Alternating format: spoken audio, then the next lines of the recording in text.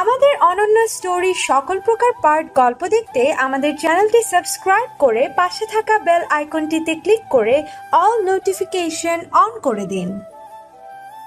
জান্নাতের ঠোঁটে আমার ঠোঁট ডুবিয়ে দিলাম। ধীরে ধীরে আমরা একে অন্যের মাঝে হারিয়ে যেতে লাগলাম। সব কিছু জানতে চাহিয়া লজ্জা দিবেন না। আমাদের মিশন কমপ্লিট। এখন ফরজ গোসলটা করতে হবে। আমরা এখন চাই ফরজ গোসলটা সেরে আসি, কেমন? গোসল শেষ করে দুজনেই আমরা রুমে এসে শুয়ে পড়লাম। আমি বালিশে মাথা রেখে শুয়ে আছি, আর জান্নাত আমার বুকের উপর মাথা রেখে শুয়ে আছে। আমি জান্নাতকে বললাম, জান্নাত, ও বউ শোনো না। বলো না। আমরা কি সত্যি সত্যি বিয়ে করে নিয়েছি? কি বলো এগুলা? বিয়ে করে মিশন কমপ্লিট করে এখন বলছো আমরা কি সত্যি সত্যি বিয়ে করেছি? আমার না বিশ্বাসই হচ্ছে না যে আমরা মিশনটা পর্যন্ত কমপ্লিট করে ফেলেছি। কি থেকে কি হয়ে গেল, তাই না? জি না, আমি চেয়েছি বলেই বিয়েটা হলো, বুঝলে? তার মানে তুমি এই সিচুয়েশনে না পড়লে বিয়েটা করতে না? করতাম কি করতাম না সেটা না হয় কাল সকালেই জানতে পারবে। এখন ভালো ছেলের মতো তোমার এই পেতনি বউটাকে শক্ত করে জড়িয়ে ধরে ঘুমাও তো, অনেক রাত হয়ে গেছে। বউ, তুমি শুধু আমার পেতনি বউ না, আমার দুষ্টু মিষ্টি আদরের বউ। হয়েছে হয়েছে, আর পাম মারতে হবে না, নাও এবার ঘুমাও। আমি আর কথা না বলে জান্নাতকে দু বাহুদয়ের মধ্যে আগলে নিয়ে তার কপালে একটা ভালোবাসার পরশ এঁকে দিলাম। জান্নাত আমার বুকের উপর মুখ লুকিয়ে ঘুমিয়ে পড়ল। এই মেয়েটা কিছুদিন আগেও কি ঝগড়াটাই না করলো আমার সাথে, আর এখন আমার বুকে মুখ লুকিয়ে আমাকে শক্ত করে জড়িয়ে ধরে ঘুমিয়ে আছে। এমনভাবে ধরে আছে যেন ছেড়ে দিলেই আমি হারিয়ে যাব।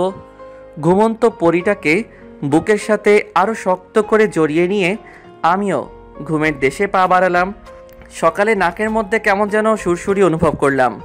সাথে সাথে হাঁচি দিয়ে চোখ খুলে তাকিয়ে দেখি জান্নাত আমার পাশে বসে হাসছে। অনেক রাগ হলেও তার হাসিতে যেন আমি আবারও তার প্রেমে পড়ে গেলাম। জান্নাত হাসতে হাসতে বলল, এই যে মিস্টার বর, ঘুম ভাঙলো তাহলে? ফজরের আজান যে হয়ে গেছে সেদিকে খেয়াল নেই। ওঠো ওঠো, তাড়াতাড়ি উঠে ফ্রেশ হয়ে অজু করে আগে নামাজ পড়ে নেন, তারপর না হয় আবার ঘুমায়েন। আর একটু ঘুমাই না বউ, তারপর নামাজ আদায় করে নেই। না না, তা হচ্ছে না, ওঠো বলছি। তারপর উঠে নামাজ আদায় করে এসে জান্নাতকে আবার বুকে নিয়ে ঘুমিয়ে গেলাম। কিছুক্ষণ পরে মনে হলো কেউ যেন দরজায় ঠকঠক করছে। কে? ভাইয়া, আমি আলী। আর কতক্ষণ ঘুমাবি? এবার তো ওঠো, আম্মু খাবার জন্য ডাকছে তো। খালামণিকে বল আসছি। তুই এখন যা তো ভাই, 5 মিনিট লাগবে আমার। তারপর আলিফ চলে গেল। আমি জান্নাতকে নিয়ে দরজা খুলে বের হলাম। তারপর যা দেখলাম তার জন্য মোটেও প্রস্তুত ছিলাম না, কারণ আমার সামনে দাঁড়িয়ে আছে আম্মু, আব্বু, ভাইয়া আর ভাবি। আমি তাদের দেখে একদম থ হয়ে গেলাম। এরা এখানে কিভাবে আসলো? আমি ভয়ে ভয়ে আম্মুর দিকে তাকিয়ে বললাম, আম্মু বিশ্বাস করো, আমরা কিছুই করি নাই। আর আম্মু, আমি এসব করতে চাই নাই। এই জান্নাত আমাকে ব্ল্যাকমেইল করে ওইসব করতে বাধ্য করেছে। আমার এমন হ্যাবলা মার্কা মুখ দেখে সবাই ফিক করে হেসে দিল, আর জান্নাত গিয়ে আম্মুকে জড়িয়ে ধরল। কি হচ্ছে সব? আমরা সব আগে থেকেই জানতাম রে গাধা। অমন মুখ বানিয়ে আছিস কেন? জানতে মানে? কি জানতে তোমরা? তোর সাথে যে এই বিয়েটা হলো তা আমারই প্ল্যান ছিল। তোকে তোর খালামণির বাড়িতে আসতে বলা আর জান্নাতকে তোকে ব্ল্যাকমেল করছে, সেটাও আমারই প্ল্যান ছিল। কি বলছো এগুলো আম্মু? তোমার প্ল্যান ছিল মানে? তোমরা বললে কি আমি জান্নাতকে বিয়ে করতাম না? আর এগুলো কেন করলে? আমি তো তাই বুঝতে পারছি না। তুই আমাদেরকে ভুল বুঝছিস, আগে কথাটা শোন। ধুর, তুমি থাকো তোমার ভুল বোঝা নিয়ে। আমায় কেউ বিরক্ত করবে না। আমার মাথায় যেন কিছুই খেলছে না। ওখানে আর থাকলাম না, কারণ আমার প্রচণ্ড রাগ উঠে গেছে। আর আমার রাগ উঠলে আমি কি করি নিজেও জানি না। আমার থেকে কেন লুকাতে হবে এগুলো? আমাকে বললে আমি কি জান্নাতকে বিয়ে করতাম না নাকি? আমিও তো জান্নাতুলকে ভালোবাসি। আমি যখন সবার সামনে থেকে চলে আসলাম তখন জান্নাত আমার পিছু পিছু আসতে লাগলো। মা, তুই কোথায় যাস? আম্মু, দেখলে তো তোমার ছেলে কতটা রেগে গেছে। আমি যাই, তার রাগ আগে ভাঙিয়ে আসি। আর আম্মু, আমি তোমাদের আগেই বলেছিলাম আজিজকে না জানিয়ে এসব করলেও রেগে যাবে। আমি জানি রে মা, আমার ছেলেটা একটু বেশি বদমেজাজি, আর আমরা তো ওর ভালোর জন্যই ওকে কিছু জানাই নেই। আজ যখন জানতে পারবে আমার জন্যই ওর বদমেজাজটা একটু কমেছে, তখন দেখবে সব ঠিক হয়ে যাবে। কিন্তু আম্মু, এখন আমি কি করব? তোর কিছুই করতে হবে না রে মা। 2 ঘন্টা পর আমি রুমে শুয়ে আছি। কে যেন দরজাটা খুলে ভেতরে আসলো। তাকিয়ে দেখি জান্নাত, হাতে খাবারের থালা। আমার কাছে এসে, ওঠো, খেয়ে নিবে। সেই সকাল থেকে এখনো কিছুই খাওনি। কি হলো? আমি কিছু বলছি। আমিও কিন্তু এখনো কিছুই খাইনি, আর আম্মু আমাদের ভালোর জন্যই এগুলো করেছে। আর কেন করেছে শুনবে? ওকে, কথা যখন বলবেই না তাহলে শোনো। সেদিন যখন তোমার সাথে প্রথম ঘুরতে বের হয়েছিলাম আর আমরা একটা রেস্টুরেন্টে গিয়েছিলাম, মনে আছে তোমার? রেস্টুরেন্টে তুমি যখন তোমার মোবাইলটা ফেলে ওয়াশরুমে গেলে, তখনই আম্মু ফোন দেয় তোমায়। আমি প্রথমে ধরতে না চেয়েও ফোনটা ধরি। আমার গলা শুনে আম্মু জিজ্ঞেস করেন আমি কে। তখন আমি আমার আর তোমার বিষয়ে সবকিছু খুলে বলি আম্মুকে। আম্মু তখন বলেন, মারে, আমার ছেলেটাকে কিন্তু খুব বদমেজাজি, আর তুই চাইলে আমার ছেলেটার এই স্বভাবটা ঠিক করতে পারিস। কিভাবে? আমার ছেলেটা যখন তোকে মেজাজ দেখাবে, তখন তুই তার থেকে ডাবল মেজাজ দেখাবি। কিন্তু আম্মু। কোনো কিন্তু নয়। তখন থেকে নিজের ইচ্ছা না থাকার পরেও তোমার সাথে খারাপ ব্যবহার করি, তারপর ইগনোরও। জানো, তোমায় যখন এড়িয়ে চলতাম তখন আমার কতটা কষ্ট হতো। তারপর যখন দেখলাম আম্মুর কথাটা অনেক কাজে দিতেছে, তোমার বদ মেজাজটা ভালো হয়ে যাচ্ছে, তখন আমি আর আম্মু অনেক খুশি হয়েছিলাম। আর তারপর আজ এই দিন। কি হলো? তাও এখন আমার সাথে কথা বলবে না? ও, বুঝতে পেরেছি, তুমি তো এখন আর আমাকে ভালোই বাসো না, তো কথা বলছো না। ঠিক আছে, তুমি যখন আমাকে ভালোবাসো না আর কথাও বলবে না, তাহলে আমিও আর তোমার কাছে পড়ে থাকবো না, এখনই চলে যাব। বলেই জান্নাত যেই পা বাড়াবে অমনি ওর হাতটা ধরে এক টানে আমার বুকের উপর নিয়ে এসে, খুব সাহস হয়েছে না? আমাকে ইগনোর করা হয়েছে এতদিন, এখন আবার আমাকে ছেড়ে চলে যাবে না? খুব বার বেড়েছে তোমার, তাই না? আমাকে না জানিয়ে এক পা বাড়ির বাহিরে বের করলে একদম পা ভেঙে হাতে ধরিয়ে দিব। তুমি তো এখন আমায় ভালোই বাসো না, তাই তো কথা বলছো না আমার সাথে।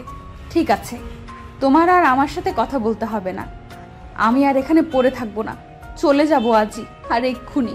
তুই জানিস, তোর সাথে যখন আমি কথা বলতে যেতাম আর তুই আমাকে এড়িয়ে চলতি, তখন আমার কতটা কষ্ট হতো। মনে হতো নিজেকে শেষ করে দেই। কিন্তু যখন আম্মু আব্বু ভাইয়ার কথা মনে হতো, তখন আর কিছুই করতে পারতাম না। আবার মনে হতো তুই যদি আবার আমার কাছে ফিরে আসিস আর আমাকে যদি না পাস, তখন তো তুই কষ্ট পাবি। আমি যে তোকে কষ্ট দিতে পারতাম না রে পাগলি, আমি যে তোকে অনেক ভালোবাসি রে। কেমনে থাকতাম তোকে ছাড়া বল? কথাগুলো বলে জান্নাতের দিকে তাকিয়ে দেখি মেয়েটা আমার বুকের মধ্যে মুখ লুকিয়ে কান্না করছে। একটু বেশি বলে ফেললাম নাকি? তাই আবার মজা করে বললাম, তুমি আমাকে ছেড়ে চলে যাবে তাই না জান্নাত? ওকে যাও, তোমাকে ছাড়া তো 3টা মাস থেকেই আসি, আর বাকি জীবনটা না হয় তোমার স্মৃতি নিয়েই বেঁচে থাকবো। আর আমারও অভ্যাস হয়ে গেছে তোমাকে ছাড়া থাকতে থাকতে। যাও যাও, তুমি লাগবে না তোমাকে আমার। কথাটা বলতেই জান্নাত আমাকে আরো শক্ত করে জড়িয়ে ধরে হাউমাউ করে কান্না করে দিল। আমাকে তাড়িয়ে দিবে আজিজ? এইবার আমি তোমার থেকে আলাদা হলে মনে হয় আর বাঁচবো না আজিজ, আমি সত্যি সত্যি মরে যাব। তুমি জানো আজিজ, তোমাকে যখন এড়িয়ে চলতাম, ইচ্ছে না থাকা সত্ত্বেও তোমার থেকে যখন দূরে দূরে থাকতাম, তখন আমার কতটা কষ্ট হতো। মনে হতো আমার বুকের মধ্যে থেকে কেউ যেন আমার কলিজাটা বের করে নিচ্ছে। তারপরও তোমার থেকে দূরে থাকতাম তোমার ভালোর জন্য, আমাদের ভালোর জন্য। আমাকে তাড়িয়ে দিও না আজিজ, আমি যে তোমাকে ছাড়া বাঁচবো না। জান্নাতের গায়ে যতটা সম্ভব শক্তি আছে, সব শক্তি দিয়ে আমাকে জড়িয়ে ধরে কথাগুলো বলল। তুমি তো বললে আমার কাছে থাকবে না, চলে যাবে। সে তো তুমি আমার সাথে কথা বলছিলে না বলে তার জন্য বললাম। আচ্ছা ঠিক আছে, আমি যদি কখনো তোমাকে ছেড়ে চলে যেতে চাই, তাহলে তুমি আমার হাত পা ভেঙে দিও, কেমন? তাও আমাকে তোমার কাছ থেকে যেতে দিবে না। ইস, শখ কত! আমার এত সুন্দর বউটার নাকি হাত পা ভেঙে দিব, তখন তোমাকে কেমন কেমন দেখাবে না? আর লোকে তখন আমাকে কি বলবে? বলবে, দেখ আজিজের বউটাকে কেমন দেখা যায়, একদম পেতনি। বললে বলুক, তাতে আমার কি? সেটা তো আর আমাকে বলবে না, তোমাকেই বলবে। আর তার জন্যই যদি আমাদেরকে কেউ আলাদা করতে না পারে তাহলে আমার হাত পা ভাঙতে কোনো সমস্যা নাই। আমাদেরকে এমনিতেই কেউ আলাদা করতে পারবে না রে পাগলি। সে শক্তি কারো আছে নাকি আল্লাহ তাআলা বাদে? আর যে আলাদা করতে আসবে আমি তারই হাত পা ভেঙে দিব না? আমিও ভেঙে দিব। ঠিক আছে, দিও। হুম এই বউ, আমার কিন্তু অনেক ক্ষুধা লেগেছে। তোমার জন্য তো খাবার এনে রেখেছি, টেবিলে আছে, খেয়ে নাও। না থাক, খাবো না। খাবে না কেন? এই তো বললে তোমার নাকি অনেক ক্ষুধা লেগেছে। লেগেছে তো। তবে খাবে না কেন? কেউ একজন যদি খাইয়ে দিত তাহলে খাইতাম। তো সেই কেউ একজন তোমাকে না করেছে যে সে খাইয়ে দিবে না? বললেই তো হয় তুমি আমার হাতে খাবে। সেই কেউ একজন কি বোঝে না তারও তার বউয়ের হাতে খেতে ইচ্ছে করে? হয়েছে হয়েছে, আর ন্যাকামি করতে হবে না। আসো খাইয়ে দেই আমার বরটাকে। তারপর জান্নাত আমাকে খাইয়ে দিতে লাগলো আর আমি খাইতে লাগলাম। উফ ভাই, জানেন না বউয়ের হাতে খেতে কতটা মজা। যে বউয়ের হাতে খাবার খায় সেই শুধু জানে এর হাতের খাবার একদম যেন অমৃত। দুঃখের বিষয়, আমি এখনো ছোট্ট বাচ্চা, একটা ছেলে, সবেমাত্র এসএসসি দিলাম। বিয়ে করা তো দূরের কথা, বউ পামু কই? জান্নাত আমাকে খাইয়ে দিতেছে আর আমার মুখের দিকে তাকিয়ে আছে। তার তাকিয়ে থাকা দেখে বুঝতে পারলাম ওরও অনেক ক্ষুধা লেগেছে। মেয়েটাও তো সারাদিন কিছু খায়নি। তাই আমিও এক লোকমা খাবার নিয়ে জান্নাতের মুখের কাছে ধরলাম। সাথে সাথে মেয়েটা খাবার মুখে নিয়ে নিল, যেন সেই অপেক্ষাতেই ছিল আমি কখন তাকে খাবার খাইয়ে দেই। খাবার মুখে নিতেই জান্নাতের চোখ দিয়ে পানি গড়িয়ে পড়ল। এটা কোনো দুঃখের পানি দেখলাম না, এটা যেন রাজ্য জয়ের আনন্দের চোখের পানি। সবার বউই চায় তার স্বামী তাকে একটু কেয়ার করবে, একটু ভালোবাসবে। খাবার সময় আবদার করে বর তার বউকে বলবে, তুমি আমাকে খাইয়ে না দিলে আমি খাবই না। বউ যখন তার স্বামীকে খাইয়ে দেবে, তার স্বামীও তখন তার বউকে খাইয়ে দেবে। এতটুকুই। বউদের তখন আর কিছুই যেন চাই না, এতেই নিজেকে যেন রানী মনে করেন। কথাগুলো ভাবতে ভাবতে আমাদের খাওয়া শেষ। তারপর আমার ফোনটা বেজে উঠল। বউ। ও বউ, কি? আমার ফোনটা একটু এনে দাও না গো, টেবিলের উপর থেকে। পারবো না, নিজেটা নিজেই নিয়ে নাও। থাক, তোমার আনতে হবে না, আমি নিয়ে নেই। ফোনটা হাতে নিয়ে দেখি অচেনা নাম্বার। ধরার পরে, হ্যালো, আসসালামু আলাইকুম, কে বলছেন? ভাইয়া, আমি রাফি বলছিলাম, আপনার কলেজের ছোট ভাই। ও রাফি, ভাই বল। ভাইয়া, আপনাদের তো কালকে ফর্ম ফিল আপের লাস্ট ডেট। ও হ্যাঁ, তাই তো, ধন্যবাদ ভাই, আমার তো মনেই ছিল না। আরে ভাই, ধন্যবাদ দেওয়ার কি আছে, আমি রাখি তাহলে, কাল দেখা হবে। কে ফোন দিয়েছিল গো? রাফি কলেজের ছোট ভাই, কাল একবার কলেজে যেতে হবে, ফর্ম পূরণ করতে হবে। ও তাহলে আর দেরি করো না। পরের দিন সকাল 7টা, জান্নাতের কপালে চুমু এঁকে দিয়ে ভার্সিটির উদ্দেশ্যে রওনা দিলাম। কলেজের মধ্যে ঢুকতেই আমার চোখ কপালে উঠে গেল। আমি ভাবতেও পারি নাই কলেজে ঢুকেই প্রথমে এই মেয়েটার সম্মুখীন পড়তে হবে, কারণ আমার সামনে রিয়া দাঁড়িয়ে আছে। আমি রিয়াকে দেখেও না দেখার মতো করে রিয়াকে পাশ কাটিয়ে যেতে লাগলাম। অমনি রিয়া, ওই আজিজ, দাঁড়াও। আমি দাঁড়িয়ে গেলাম আর রিয়া এক প্রকার দৌড়ে আমার কাছে চলে আসলো। কেমন আছো আজিজ? ভালো, তুমি? খুবই ভালো। আচ্ছা আজিজ, শুনলাম তুমি নাকি জান্নাতকে বিয়ে করেছো। কাজটা কি তুমি ঠিক করলে আজিজ?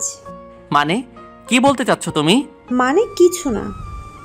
আচ্ছা আজিজ, একটা কথা বলো তো, জান্নাতের মধ্যে কি এমন পেলে যা আমার কাছে ছিল না? জান্নাত তোমায় কি এমন সুখ দিতেছে যা আমি তোমায় দিতে পারতাম না? আমি কি তোমাকে জান্নাতের থেকে বেশি আমি তোমায় সুখ দিতে পারতাম? রিয়া, তুমি একটু বেশি বলে ফেলছো না?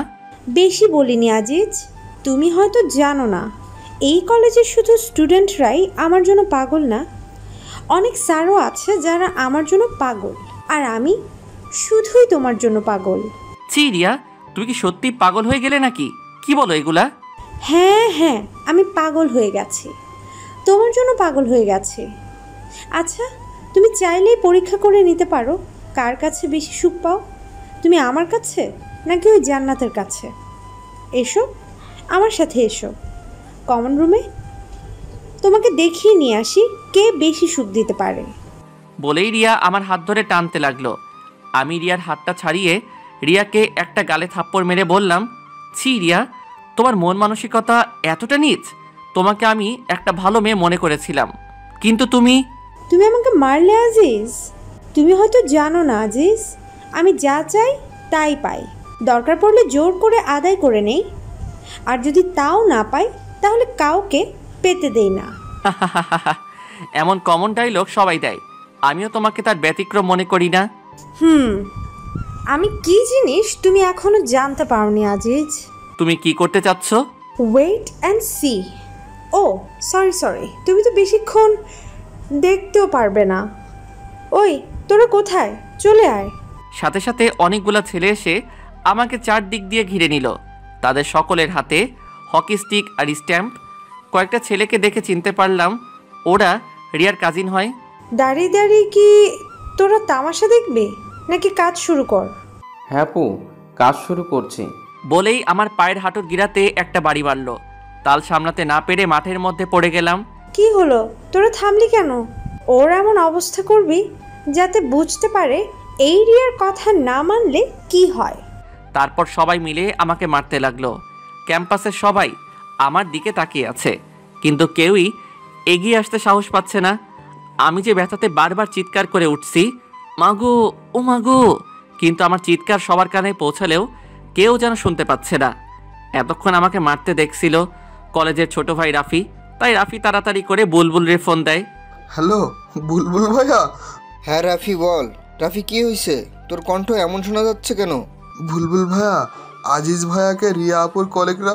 আজিজ? কি হয়েছে আজিজের? তুই এখন কোথায়? আর আজিজ কি তোর কাছেই আছে? কি হলো বলছিস না কেন? কলেজ ক্যাম্পাসে।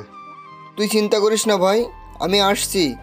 তুই রাহাত, সুমন আর আমাদের ক্লাবের সকলকে খবর দে, আমি আসছি। বুলবুল এক প্রকার পাগলের মতো দৌড় দিতে লাগলো। রাফি এদিকে রাহাত, সুমন আর তাদের ক্লাবের সকলকে খবর দিয়ে দেয়। সকলে ছুটে চলে আসে কলেজে। এসে দেখে আজিজ জ্ঞান হারিয়ে মাঠের মধ্যে পড়ে আছে। তবুও রিয়ার কাজিনরা আজিজকে মেরেই যাচ্ছে। বুলবুলদের দেখে রিয়া পালিয়ে যেতে লাগলে তাদের কলেজের আসিয়া নামের একটা মেয়ে রিয়াকে ধরে ফেলে, আর সাথে তার বান্ধবীরাও। এদিকে বুলবুল, সুমন, রাহাত ও তাদের বন্ধুরা রিয়ার কাজিনদের উড়াধুরা মারতে থাকে। কিছুক্ষণ পর পুলিশ চলে আসে সেখানে এবং সব কিছু পর্যবেক্ষণ করে রিয়া ও তার কাজিনদের ধরে নিয়ে যায়। এদিকে জ্ঞান হারিয়ে মাঠের মধ্যে পড়ে আছে আজিজ। তার মাথায় আঘাত করার কারণে মাথা দিয়ে প্রচণ্ড পরিমাণে রক্ত বের হচ্ছে। বুলবুলরা তাড়াতাড়ি করে আজিজকে হসপিটালে নিয়ে যায়। তারপর আজিজের বাড়িতে তার ভাবির নাম্বার ফোন করে বুলবুল। হ্যালো, কে বলছেন? ভাবি, আমি বুলবুল, আজিজের বন্ধু। হ্যাঁ, কি হয়েছে? তোমরা কাঁদছো কেন? কে ফোন করেছে রে আপু? বুলবুল। দে দেখি, আমাকে দে ফোনটা। হ্যালো বুলবুল ভাইয়া, কি হয়েছে? কাঁদছেন কেন? জান্নাত, আজিজকে ওরা। আজিজের নাম শুনেই জান্নাতের গলা শুকিয়ে যায়। ভাইয়া, আজিজের কি হয়েছে বলুন প্লিজ। কাঁদবেন না ভাইয়া, বলুন প্লিজ। জান্নাত বুলবুলের কথা শুনে হাতে থেকে ফোনটা পড়ে যায় এবং এক চিৎকার দিয়ে সাথে সাথে ফ্লোরে পড়ে গিয়ে জ্ঞান হারিয়ে ফেলে। জান্নাতের চিৎকার শুনে বাড়ির সবাই একত্রিত হয়ে যায়। জান্নাতুল, এই জান্নাত, কি হলো তোর? কথা বল। বুলবুল ভাই, কি হয়েছে ভাই? কি হলো বৌমা, কথা বলো। সব খুলে বলার পর কেউ আর এক মুহূর্ত দেরি করে না। জান্নাতের অজ্ঞান অবস্থাতেই তাদের সাথে করে হসপিটালে নিয়ে যায়। আজিজকে আইসিইউতে চিকিৎসায় করা হচ্ছে। জান্নাতের জ্ঞানও ফিরে এসেছে। জান্নাত হসপিটালের এক কোণে বসে কান্না করে যাচ্ছে। জান্নাত যেন পাগল হয়ে গেছে, কি করবে কিছুই ভেবে পাচ্ছে না। সবাই অধীর আগ্রহ নিয়ে পায়চারি করে যাচ্ছে কখন ডাক্তার বের হয়। প্রায় ঘন্টাখানিক পরে ডাক্তার বেরিয়ে আসলো। জান্নাত ডাক্তারকে দেখে দৌড়ে তার সামনে গিয়ে দাঁড়িয়ে পড়ল। জান্নাতের সাথে রাহাত, বুলবুল, সুমন ও আজিজের পরিবারের সবাই ডাক্তারকে ঘিরে নিল। ডাক্তার, আমার বরটা কেমন আছে ডাক্তার? খুব ভালো আছে তো ডাক্তার? আমার বরটার কিছু হয় নাই তো ডাক্তার? বলুন ডাক্তার, বলুন।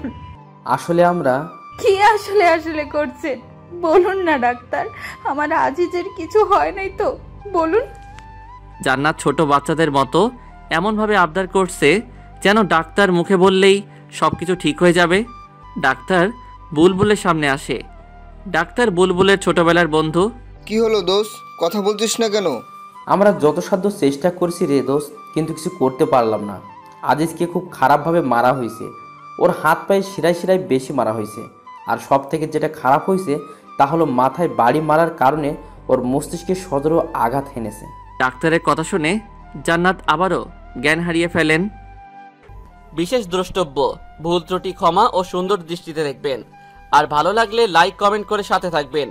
আপনাদের লাইক কমেন্ট দেখলে মনে হয় গল্পটা আপনাদের ভালো লেগেছে এবং আপনারা গল্পটা পড়েছেন, আর তাতে করে আমারও পরবর্তী পর্বটা দেওয়ার আগ্রহ বেড়ে যায়।